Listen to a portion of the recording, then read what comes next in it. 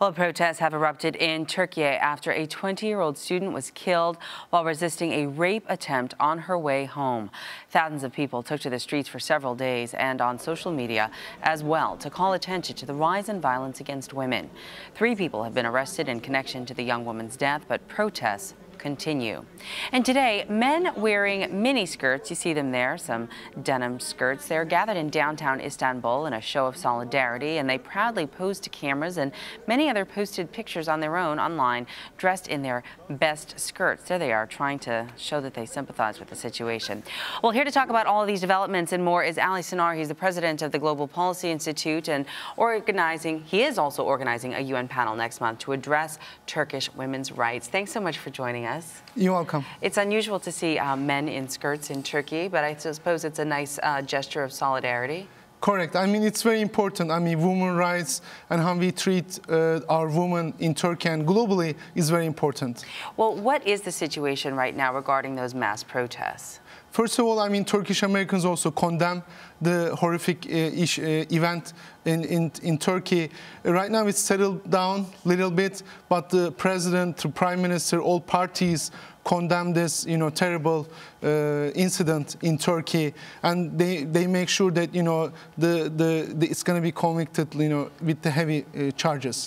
Well, we'll see what happens with those 3 people that they do have in custody. But we also know that the social media sphere, the Twitter sphere, as we like to call it, has taken a hashtag on to sort of call upon all women in Turkey and even around the world to share their stories about harassment or sexual violence. What can you tell us about that? After this incident, 2.5 million tweets were on the Twitter, and one of the assistant professor created a hashtag and send out that in Turkish that tell your stories about your harassment for the females in Turkey. So it was a huge social media campaign that generate awareness and condemning this horrific event. Well, what is the status of women's rights in Turkey? We know that, historically been a very progressive ally in many ways with the United States, and yet at the same time we see things like this happen. It kind of makes us scratch our head a little bit sometimes. Well, I mean, if you look globally, it happens everywhere, even New York City.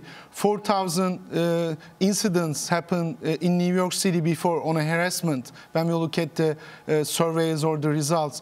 In Turkey, it's a secular democratic country. And 1930, there was a women's rights for the elections, local level, and also national elections in 1934. And Turkey had a first prime minister, female prime minister, in 1993. So it's very important that women's rights is very important, and to make sure that all legal improvements happen.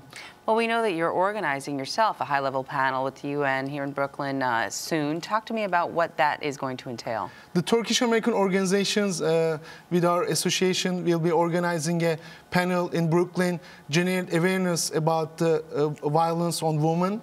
We will have some panelists as well talking about how we can protect, what needs to be done. So that type of panel will be held on March 7th. March 7th, and we know here in New York City, we know, though, that there are a lot of women who are trying to protect themselves in the meantime by doing certain things like leaving buses early, a stop early, so they're not the last one on the bus. We know that they're, trying to create their own personal space and safety. What do you think about those measures that women are doing in Turkey? I mean, when you look at overall, there's a huge protection if there's a harassment or if they report to the police. So, I mean, it's getting better and better.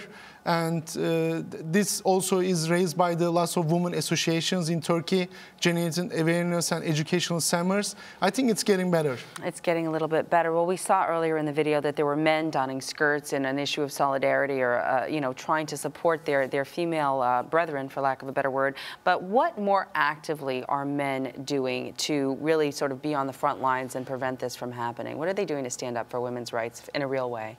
I mean, besides the protest, which it was a huge events in many cities, the women associations right now organizing panels, seminars, they're generating more awareness right now, and also lots of meetings with the politicians and the leaders that needs to more act on the legal side.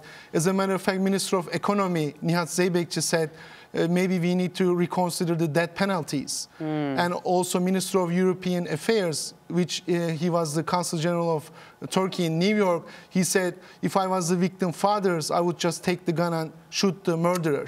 So there's a huge reaction right now, and everybody wants to act more on this woman violence, and which we don't want. You don't want, but a lot of folks still ascribing to that eye for an eye type of philosophy. Ali Sinar, that is all we have time for today on Arise News Weekend, but we appreciate your insight and certainly hope that women's rights in Turkey can be upheld and they can be protected. Thank you. Thank you. Still to come, Hollywood prepares for its biggest night. Yeah, the Oscars. You're watching Arise News Weekend.